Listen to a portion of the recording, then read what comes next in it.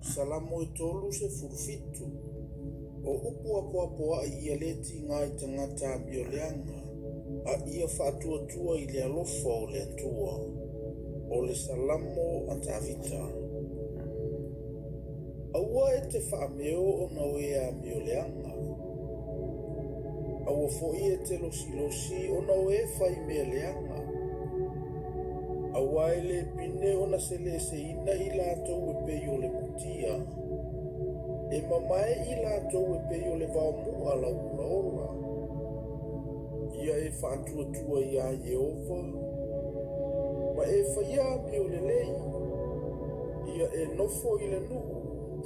Ma tausisi I le whamaoni.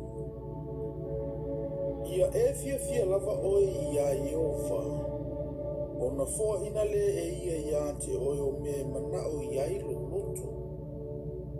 Ia e tu ina atulo wala ia Jehova. Ma whātua ia te ia. O na whaia lava lea e ia. E whaalia e ia la wami o tonu e pei o le malamalama. Ma lou whamasinonga e pei o le awa uli.